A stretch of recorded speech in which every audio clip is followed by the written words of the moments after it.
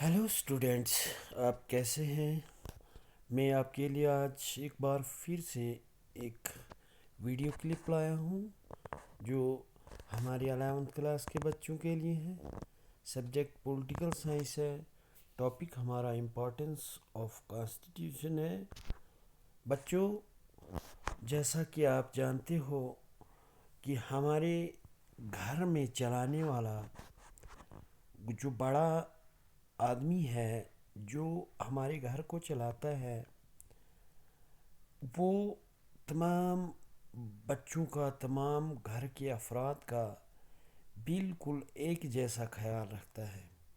अगर किसी बच्चे के साथ कोई ज़्यादती हो तो उस पर भी नज़र रखता है। किसी बच्चे को स्पेशल नहीं लाता।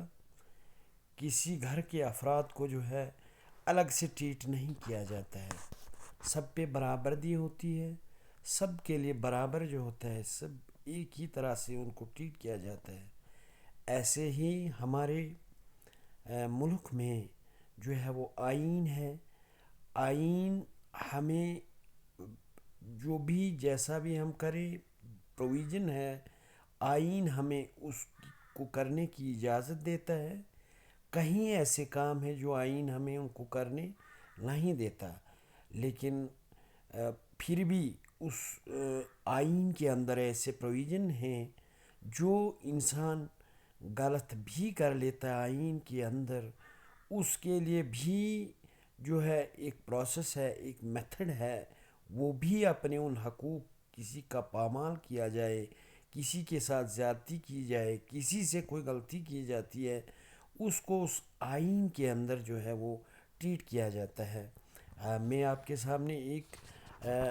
सामने एक कहानी पेश करने जा रहा हूँ जो हमारी एक स्टोरी जो है वो एशियन गेम्स मुनक्कद हुई थी 1982 में।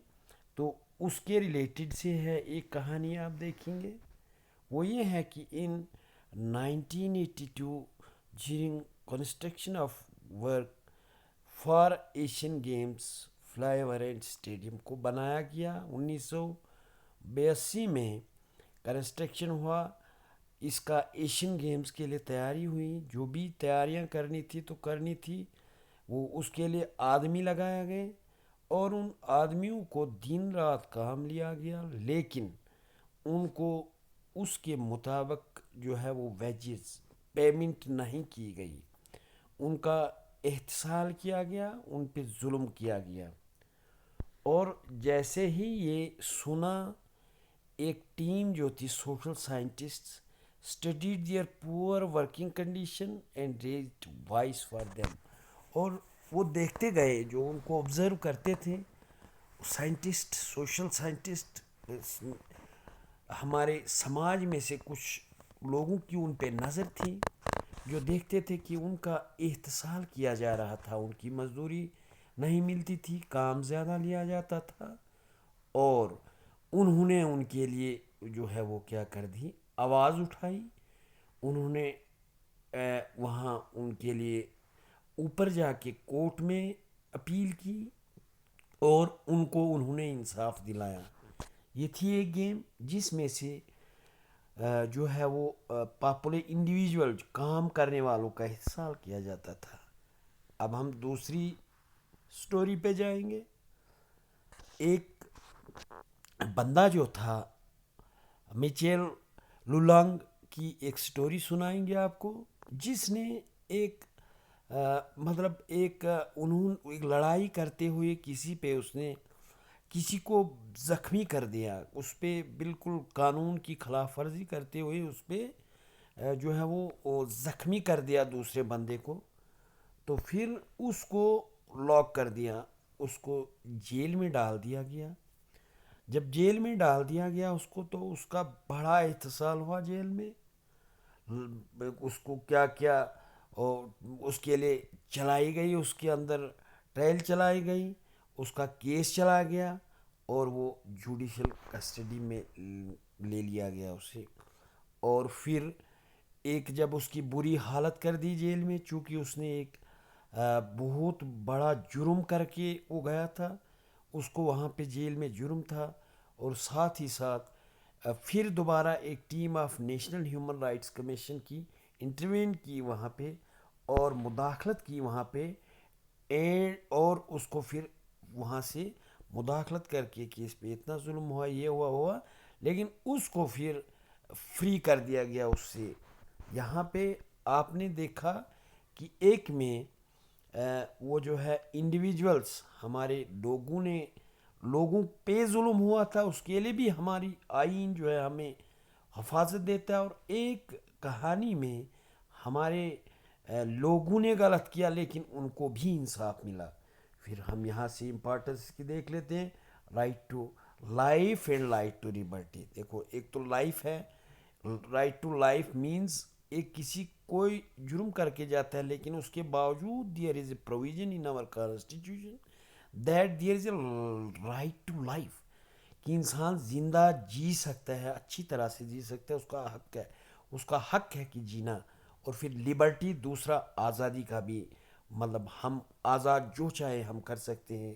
تو that every citizen must also have the right to fair and speedy trial, ایک ٹرائل جو ہے ہمارے اگر کسی کو ظلم ہو جاتا ہے، اگر کوئی ظلم کر دیتا ہے، لیکن کورٹ میں جا کے ان کی اسپیڈی ٹرائل، کیونکہ ہمارا ایک کانسٹیٹیوشن میں پروویژن ہے کہ رائٹ ٹو دے لائف، اور رائٹ اگینسٹ ایکسپلائٹیشن، اگر کسی کا احتسال بھی کیا جا رہا ہے تو اس کا بھی جسٹس ہے، ensure justice to these workers.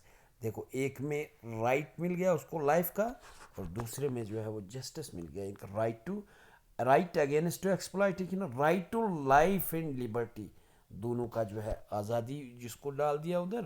تو اب ہم امپارٹنس کانسٹیٹیوشن کا کیوں ہے، constitution is a supreme law of the land, with the adoption of the constitution our nation become the nation based on law. The constitution began